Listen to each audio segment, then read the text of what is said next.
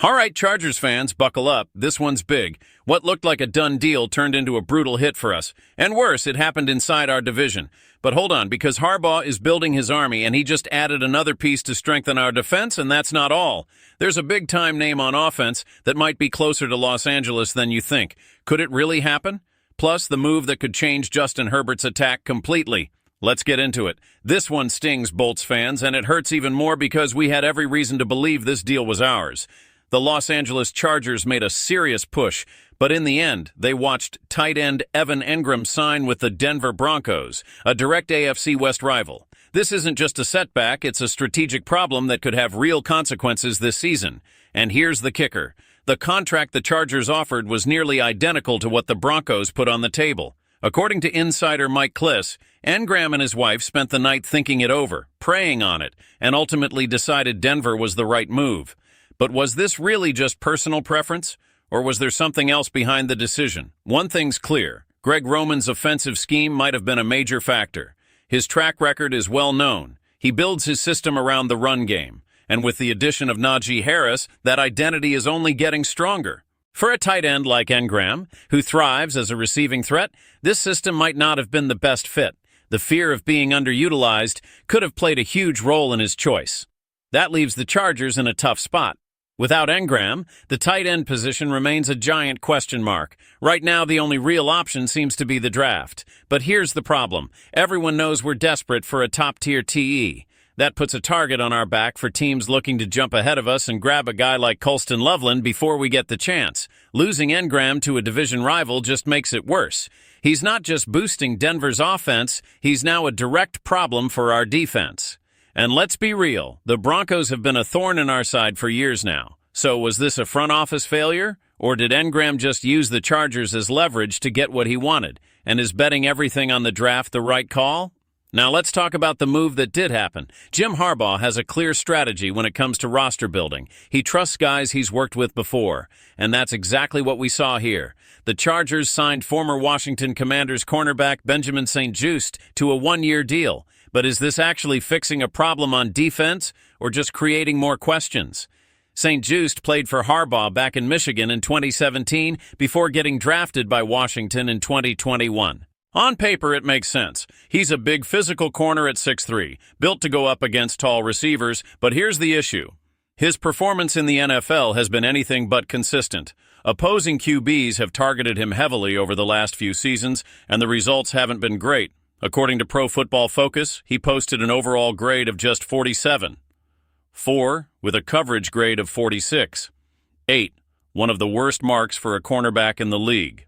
Translation? He struggles in man coverage and could be an easy target for opposing offenses. And that brings up another question. Are the Chargers actually planning to use St-Juste at corner? There's a real possibility that Harbaugh sees him as a safety instead. With his size and physicality, he might be more effective helping against the run and covering tight ends rather than trying to keep up with speedsters in man-to-man matchups. If that's the plan, the signing makes a lot more sense. But if the idea is to keep him at corner, this could be a serious risk. The Chargers' secondary has been a liability for years, and bringing in a guy who struggled in Washington doesn't exactly inspire confidence.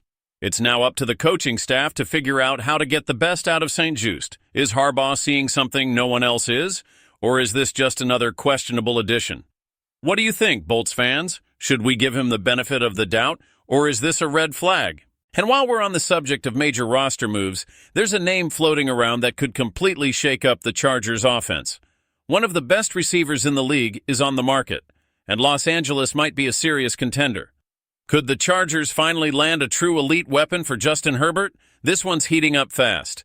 Now this is where things get really interesting. If there's one position that desperately needs an upgrade, it's wide receiver. And right now, a legit superstar is available.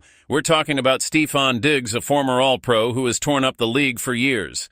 And according to multiple reports, he could be the perfect fit for the Chargers. After losing Josh Palmer, the wide receiver room is looking shaky. As of now, we've got Ladd McConkey and Quentin Johnston as Herbert's top 2 targets. But let's be honest, neither of them has proven they can be a true WR1, the kind of guy who takes over games. And that's exactly what Diggs could bring to the table. Diggs dominated in Buffalo, leading the NFL in catches and receiving yards in 2020, and continued putting up strong numbers year after year. In 2024, playing for the Texans, he still racked up 496 yards and 3 touchdowns in just 8 games before a knee injury shut him down. Now fully recovered, he's back on the market, and the Chargers are one of the top teams in the mix.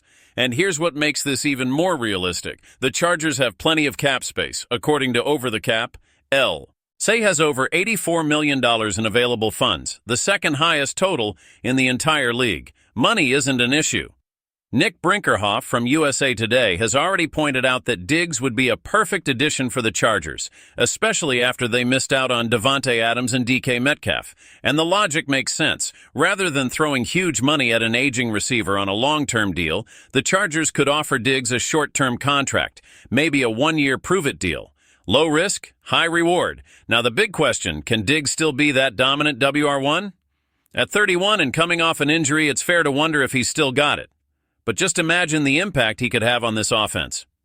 A reliable target for Herbert, a veteran presence to mentor the young guys, and someone who can make clutch plays in big moments. So what do you think, Chargers fans? Should we go all in on Diggs? Is it worth adding a veteran playmaker? The front office has the money, and this decision could shape the future of the team. What a wild ride, huh?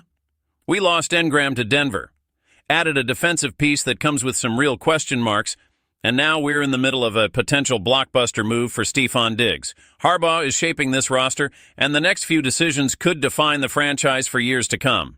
Now it's your turn. What move excites you the most? Or what worries you the most? Drop your thoughts in the comments. And if you haven't already, hit that subscribe button because tomorrow we're diving even deeper into the future of the Chargers. Stay tuned, Bolts fans.